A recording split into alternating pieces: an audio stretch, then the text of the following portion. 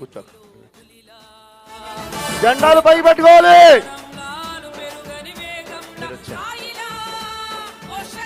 మల్లికార్జున ఖర్గే గారు, ఉత్తమ్ కుమార్ రెడ్డి గారు వచ్చారా? ఉత్తమ్ కుమార్ రెడ్డి గారు, మాణిక్యం ఠాగూర్ గారు, ఇండియా కూటమి ఐక్యత, మనోజ్ చౌహాన్ గారు, ఇండియా కూటమి ఐక్యత, ఇండియా కూటమి ఐక్యత. మనోజ్ చౌహాన్ గారు ముందుగా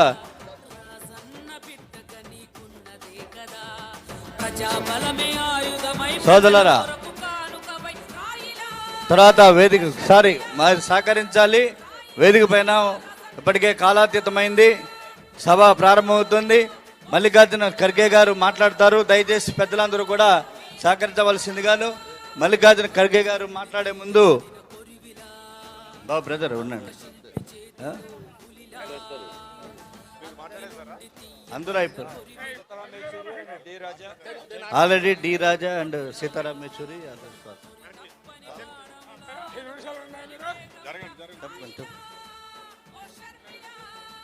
దయచేసి సహకరించాలి. వేదిక పైన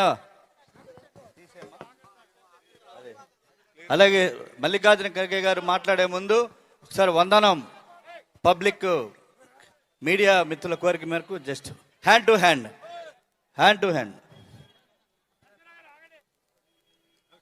తప్పుకోవాలండి. నరసింహరావు ఇటు వచ్చేయండి, వెనక్కి వచ్చేయండి.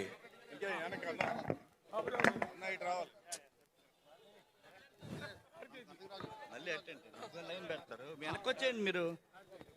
ఇట్లా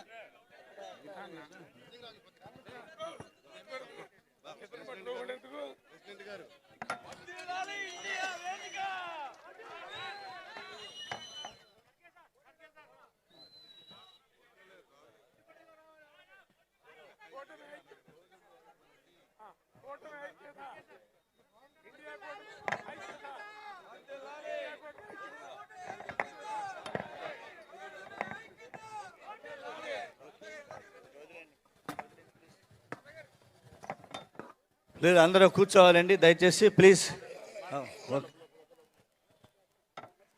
ఖర్గే సాబ్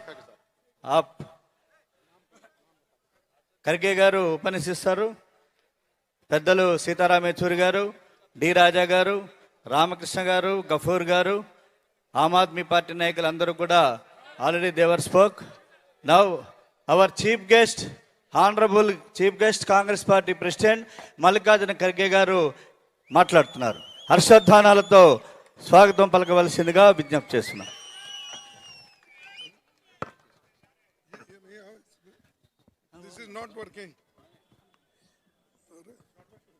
Already it is working, but it is better. It is already it is also, but it is better. It is better.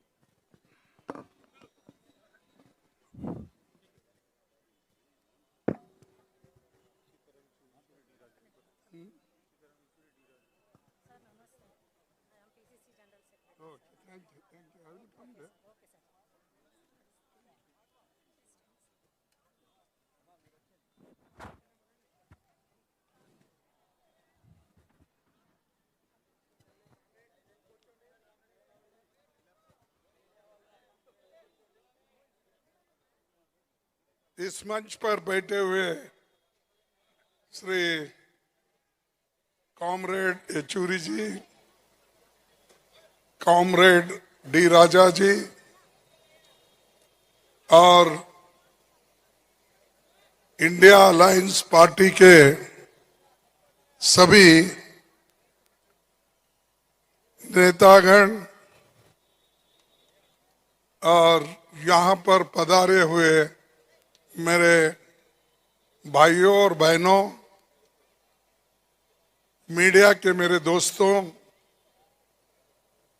आप सबको मेरा नमस्कार। आपने इतने देर से इस चुनावी सभा में बैठे हैं और खासकर अभी आपने येचूरी साहब का भाषण भी सुना होगा, डी राजा का सुना होगा, और हमारे दूसरे अलायंस पार्टी के नेताओं का भी आपने सुना होगा।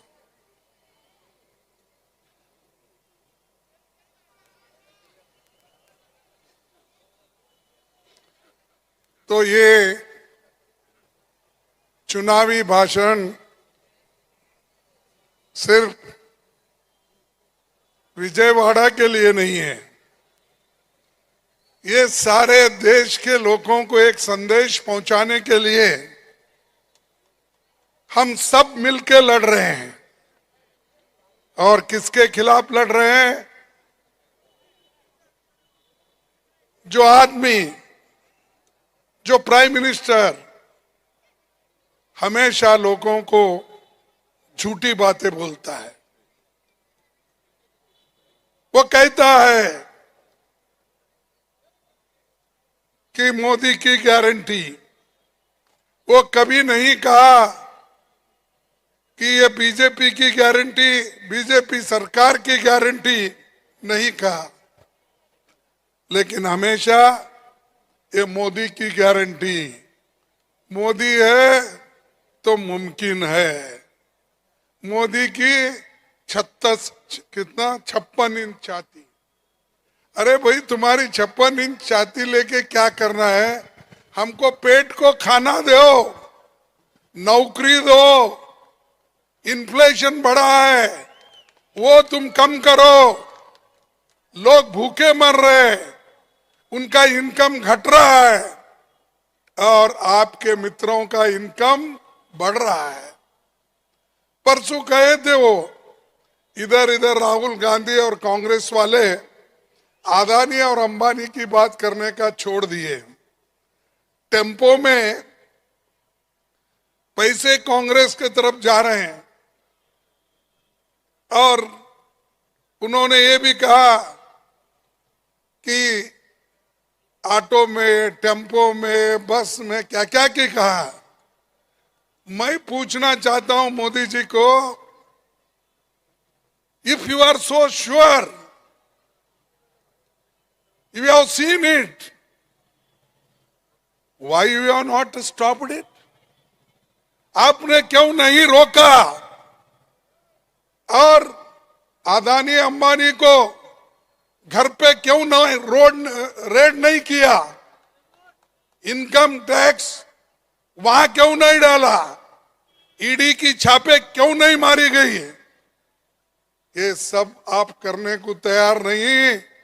जब हम टीका करते थे अदानी अंबानी के बारे में तो आप बोलते थे हमेशा ये झूठ है, लेकिन आपके मुंह से ही निकल गया। You are telling yourself that Adani Ambani are supplying money to Congress party, that's why Congress party is not speaking against them. We are talking every time, but you are hiding them. They are with you, and two people are looting the country. इसीलिए हमारे पास कहते हैं, दो बेचने वाले हैं, दो लेने वाले हैं। कौन बेचने वाले? अमित शाह और मोदी। ये पब्लिक सेक्टर को बेचते हैं, एयरपोर्ट को बेचते हैं, पोर्ट को बेचते हैं। सब चीज जो आपके मेहनत से बनी हुई चीजें हैं वो पूरा वो लोग बेचते हैं। और बेचने वाले वो है और लेने वाले अदानी और अंबानी है। और रोज उठ के किसको गालियां देते हैं? वो रोज उठ के गालियां देते हैं कांग्रेस को। कांग्रेस ने देश का सत्यानाश किया। अरे भाई, पंडित जवाहरलाल नेहरू का विजन जो था वो विजन तो तुम्हारे पास नहीं है। बड़े बड़े पब्लिक सेक्टर बनाने का विजन नहीं है। एजुकेशन सिस्टम में एम्स और इंजीनियरिंग कॉलेज, पॉलिटेक्निक कॉलेज, ऐसे जो शिक्षण में, एजुकेशन में आप करना चाहते वो नहीं कर रहे। आप सिलेबस बदलना, आरएसएस का उसमें एजेंडा डालना, गरीब लोगों को भटकाना, ये काम कौन कर रहे? मोदी कर रहे। और वो ही कहते हैं देश को एक रखेंगे। अरे आप हमेशा ये बात करते हैं देश को एक रखने का, लेकिन मैं देखता हूं मोदी जी आज हैदराबाद में ही है शायद, या तेलंगाना में है, आंध्रा में है, मालूम नहीं। बहरहाल वो भी, मैं हैदराबाद उतरा, वो भी तेलंगाना में उतरे। तो उनका अगर मुंह खुल गया, जब मुंह खोलते हैं बात बात को यही कहते हैं कि हिंदू मुसलमान, हिंदू मुसलमान। अरे ये इलेक्शन डेवलपमेंट के ऊपर इलेक्शन है। 10 साल में तुमने क्या किया उसका हिसाब तुम दो। हमको तो तुम पूछते हो ना 40-50 साल में क्या किए, कांग्रेस 70 साल में क्या किया, आप पूछते हो। हम तो हमारा हिसाब दिए हैं। कितने लोग पढ़े लिखे हो गए, कितने इंजीनियरिंग कॉलेज खोले, कितने मेडिकल कॉलेज खोले, कितने पब्लिक सेक्टर खोले, हमने तो उसका हिसाब दिया है। और मेरे पास आज भी हिसाब है, मैं आपको दे सकता हूं। मोदी को पूछो 10 साल में कितने नौकरियां उन्होंने तैयार की, कितने नौजवानों को उन्होंने नौकरी दी। एक भी नहीं। 30 लाख नौकरियां सरकार में है। Government job 30 lakhs are vacant. He is not filling. Why? Because 50% vacancies will go to SC, ST, OBC, and other 50% will go to young people irrespective of caste community. That's why you don't want to give permanent jobs. तुम घूमते रहो, फिरते रहो, daily wages पे काम करते रहो, contract basis पे काम करते रहो, लेकिन तुमको परमानेंट नौकरी नहीं मिलेगी। ये मोदी जी का विजन है। और यही विजन शाह और दूसरे लोगों का है, क्योंकि जिन लोगों के पास आइडियोलॉजी नहीं रही थी वो ऐसा ही झगड़ा लगा के हुकूमत में आना चाहते हैं। जब हुकूमत में आने के बाद गरीबों को कुचलना चाहते हैं, उनका शोषण करना चाहते हैं, और अमीर इस देश में अमीर बन रहा है, गरीब और गरीब बन रहा है। 22 लोगों के पास इतनी संपत्ति है जो 70 करोड़ पॉपुलेशन के पास जितना संपत्ति है उसके बराबर में सिर्फ 22 लोगों के पास है। और ऐसे लोगों को सपोर्ट मोदी जी कर रहे हैं। और हर जगह जाते ही उनको क्या यम से क्या प्रेम है मुझे मालूम नहीं। कहीं भी जाते हैं तो मंगल सूत्र की बात करते हैं, मटन की बात करते हैं, चिकन की बात करते हैं, यही बात करते हैं। और करके ये भी आजकल बोल रहे उन्होंने कि देखो भाइयों, अगर सेंसस हुआ कास्ट बेसिस पे तो आपके घर में 2 गाय है, 1 गाय मुसलमान को देंगे। आपके पास 2 एकड़ जमीन है, वो छीन लेंगे, दूसरों को देंगे। अगर आपके घर में सोना है तो निकाल के दूसरों को देंगे। यहां तक भी उसने कहा मोदी जी ने, तुम्हारे मंगलसूत्र भी सेफ नहीं रहेंगे। कोई प्राइम मिनिस्टर ये बात कर सकता है? तुम देख लो, मंगलसूत्र को छीके तुम देख लो, हम यहां लोग ठहरे हुए हैं, किस ढंग से तुम वो ले सकते हैं। हमारे मां बहनों को भी तुम छोड़े नहीं, इंदिरा गांधी को छोड़े नहीं, राहुल को छोड़े नहीं, प्रियंका को छोड़े नहीं, राजू को छोड़े नहीं, लेकिन यहां पर गरीब लोगों को भी आप नहीं छोड़ रहे, उनको ह्यूमिलेट कर रहे और कह रहे कि तुम्हारी संपत्ति छीन लेने वाले हैं। कहां छीनने वाले? अरे हम रिफॉर्म्स लाते हैं, जैसा कि इंदिरा गांधी जी रिफॉर्म्स लाई। क्या है? Land reforms. लैंड रिफॉर्म्स लाके जिसके पास सरप्लस लैंड थी वो कानून के तहत डिस्ट्रीब्यूट हुआ, जो टेनेंट था वो मालिक बन गया। वो पॉलिसी है। बॉन्डेड लेबर वो पॉलिसी है, छुड़ा दिए। नेशनलाइजेशन ऑफ बैंक्स वो पॉलिसी है, बैंक का राष्ट्रीयकरण करें। और उसी तरह हर चीज की पॉलिसी होती है और पॉलिसीज के तहत इस देश में हर चीज हर एक को मिलना, समानता से रहना, उनको बराबरी का हक मिलना, यह कांग्रेस और अलायंस पार्टी की नीति है। इस नीति को तुम क्या कर रहे हो? देखो, तुम्हारे घर में घुस रहे हैं, घुस के सब बाहर लाएंगे, पैसा बांटेंगे, सोना बांटेंगे। अरे एक प्राइम मिनिस्टर जो बहुत ही समझदार होता है वो कभी ऐसा नहीं बोलता, लेकिन यहां पर ऐसे प्राइम मिनिस्टर है, हर चीज को वो उछालते हैं, इंस्टिगेट करते हैं।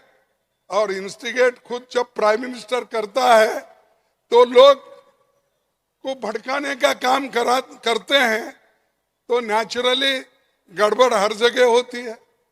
गड़बड़ कराने वाले कौन? मोदी जी। देश को डिवाइड करने वाले कौन? मोदी जी। भाषाओं में झगड़ा लगाने कौन? मोदी जी।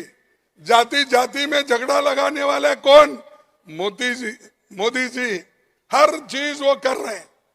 गाय भैंस से लेकर लैंड से लेकर मंगलसूत्र तक बात करने वाला मोदी आज देश को बर्बाद कर रहा है।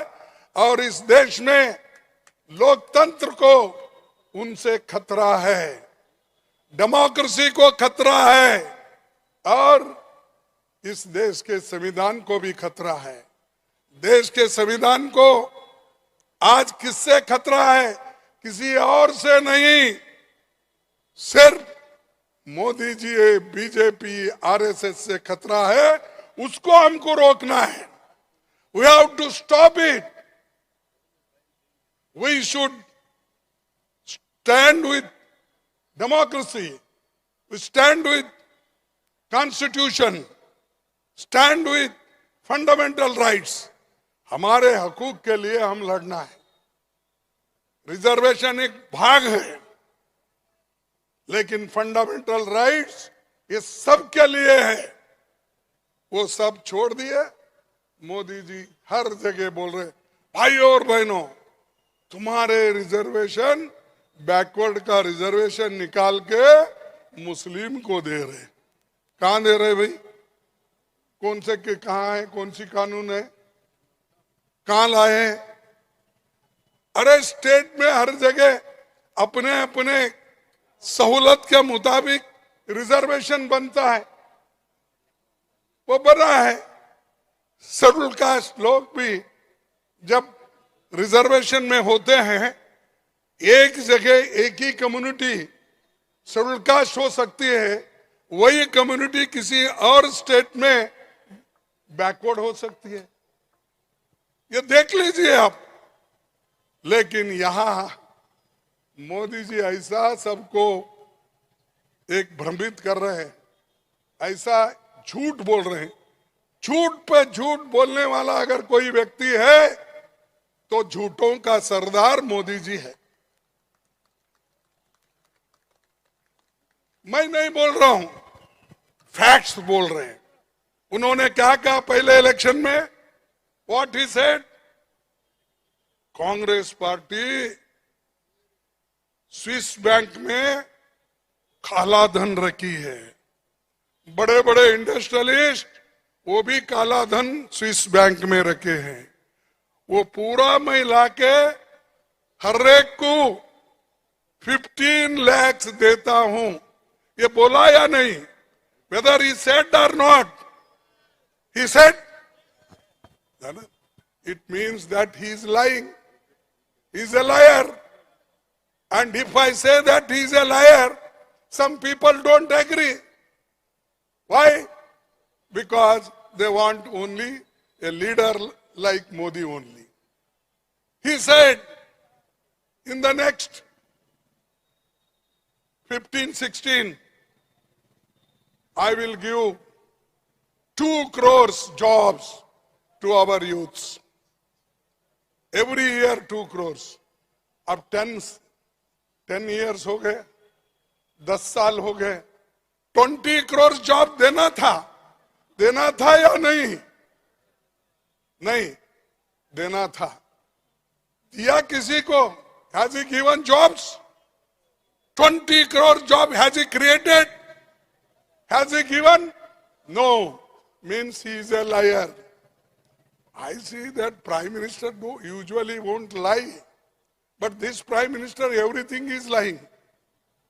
He said, किसान उसकी आमदनी मैं डबल करूंगा.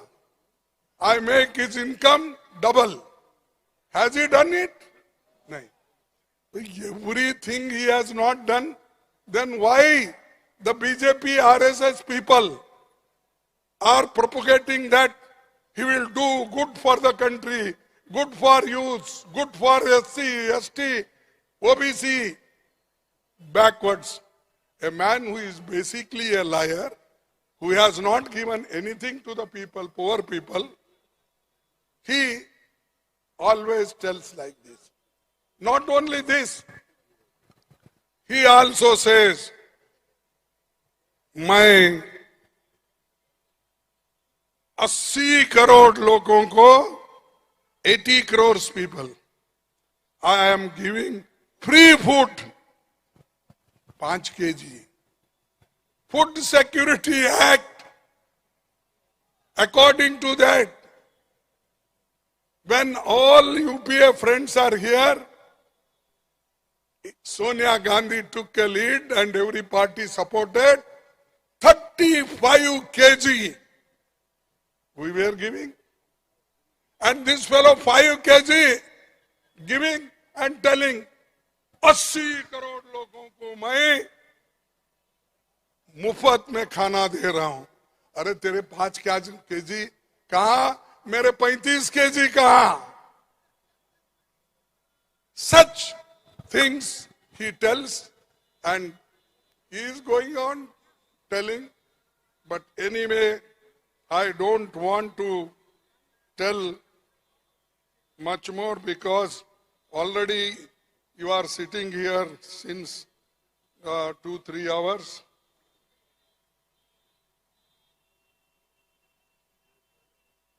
And now this is the time. The elections are coming. You have to be careful. Your aim should be to defeat BJP, to defeat Modi, to defeat RSS. We don't have any personal grudge against Modi, but we have grudge against their ideology, their philosophy. What RSS and Modi ji is doing, his ideology is harmful to the country. Therefore, we have to take united stand and we should be very strong in our views, our conviction, our ideology, and we should teach a lesson this time. Somehow people in 14 and 19, they leisurely took. But this time don't take, please. It is for your sake, your children's sake, your future generation's sake, that you have to do it. And I hope you will save the constitution, you will save the democracy, you will save your own fundamental rights, and you will save the reservations of SC, ST, OBC, those who are poor. With these words, I request you once again, you all,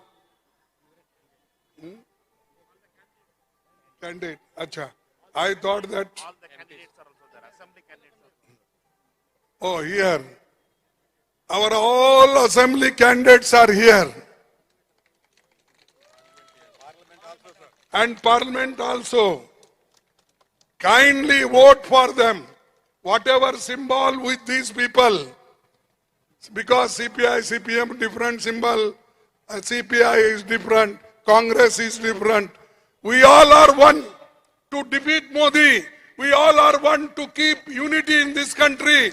We all are one to safeguard your interest. We all are one to give you employment, give you stop this inflation and all these things. And छोड़ो इनको क्या करते कौन कौन है ये यहाँ BJP नहीं है जगन तो है और चंद्रबाबू नायडू है वो बीजेपी जैसा ही है ना भाई they are with BJP B team अब ये टीम को बोले तो क्या you can criticise a team along with that B team will automatically come. So these, because they don't have ideology, they are following Modi. It means that they are going against you poor people. And a man who votes for BJP, a man who votes for Chandrababu Naidu, a man who votes for Jagan, it means that he is voting for BJP. That you keep in mind. And everybody got benefit from Congress only. Where was Chandrababu Naidu? Which party? Born in Congress, brought up in his Mamu's party. Yeah? So original, the foundation seed is Congress. And that fellow is abusing Congress. Who is Jagan? Congress. So he is also attacking us. So these people got everything, prosperity and name in Congress because of Congress, and they themselves are abusing to the Congress party and other parties who want to safeguard the country and keep the unity in the country. So I request all my brothers, what is your name? Bhargav Valluru ये देखिए हमारा parliament candidate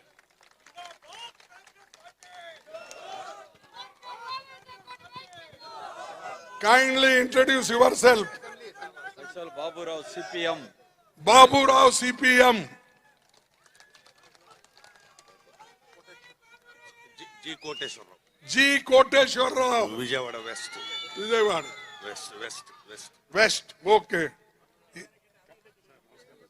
Congress party Vijayawada east east Vijayawada Nancharaiah ji okay thank you no please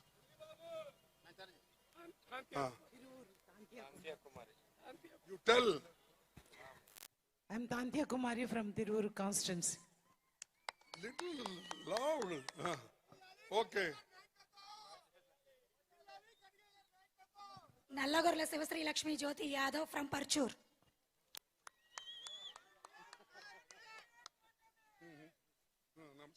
बोलो भाई आपका नाम B Kiran Mylavaram constituency I am district Congress party president चलो चलो हटिए आप కర్ణాటక అప్పారావు జగ్గైపేట నియోజకవర్గం Congress party thank you I am Vajraya Manda, Nandingam Assembly constituency. okay चलो anybody please क्विक क्विक हटो भाई. I am Gollu Krishna, contested MP in Machilipatnam.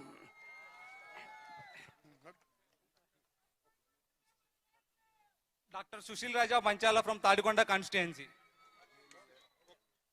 हो गया. Thank you all.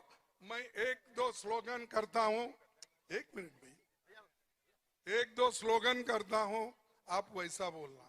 मैं बोलूंगा मोदी हटाओ, आप बोलेंगे देश बचाओ. और मैं बोलूंगा जय हिंद, आप भी बोलेंगे जय हिंद.